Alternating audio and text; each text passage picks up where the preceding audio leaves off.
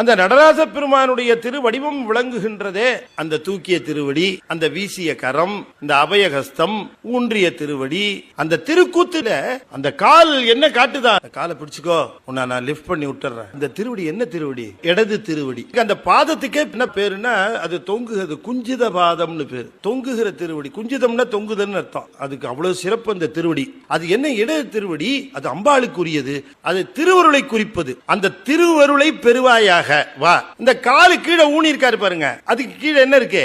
முயலகன்னு ஒருத்தர் இருப்பான். அவன் எப்படி இருப்பான் பாத்திருக்கீங்களா? கண்ணு ஒரு பக்கம், காது ஒரு பக்கம், கை ஒரு பக்கம். இந்த காலு கீழே இருக்கிற முயலகன் தான் நம்முடைய சிந்தனை. அதை அடக்கி இந்த திருவுருளை பற்று அப்படின்னு இந்த தூக்கிய திருவடியவே இந்த வீசிய கை காட்டி கொண்டு இருக்கும். இந்த வீசு கரம்ங்கிறதுக்கு என்ன பேர் சொல்லுவாங்க?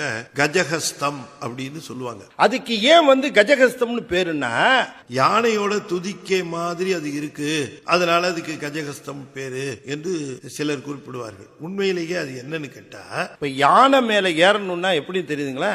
யானை என்ன பண்ணும்? காலை இப்படி மடிச்சு அப்படி காட்டும். யானை காலை மடிச்சு இப்படி காட்டுச்சுன்னா அது மேல ஏறிக்கலாம்னு அர்த்தம். யானை காலை மடிக்கலன்னா மேல ஏற முடியாது. அப்ப யானை காலை மடித்து தன்னை மேலே ஏற்றுவதற்கு காட்டுவது போல சிவமானது தன்னுடைய திருவடியை தூக்கி அதை பற்றி கொள்ளுகிறவரை மேலே ஏற்றிவிடும் என்று காட்டுவதற்காக அதை குறிக்கின்ற கையை கஜஹஸ்தம் என்று குறிப்பிட்டார்கள்.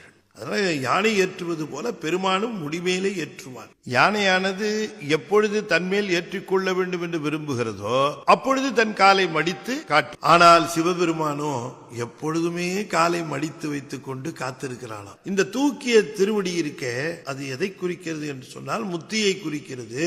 அதை பற்றி கொண்டால் உன்னை நான் மேலே ஏற்றி விடுவேன் என்று இந்த வீசிய கை அப்படி அந்த தூக்கிய திருவடியை காட்டிக் கொண்டிருக்கு. அப்படி காட்டினால் பயமில்லை என்று ஒரு அபய கரம் காட்டிட்டு இருக்கு. தீயை ஒரு கரத்திலே ஏந்தி கொண்டிருப்பார். தீ அழிப்பது போலன்னு சொல்லக்கூடாது. இந்த சங்காரம் என்று பெயர். தீ வைத்திருக்கக்கூடிய அந்த திருக்கரமே சங்காரத்தை குறிக்கிறது. அதை ஒடுக்கம் என்று சைவ சித்தாந்தத்திலே சொல்வார்கள். பிறகு கையிலே ஒரு உடுக்கை வைத்திருக்கிறார். படைத்தல் என்பது அந்த உடுக்கை காட்டப்பட்ட நிலையிலே நாதம் என்று சொல்லக்கூடிய ஓங்காரத்தில் உலகம் துவங்குகிறது.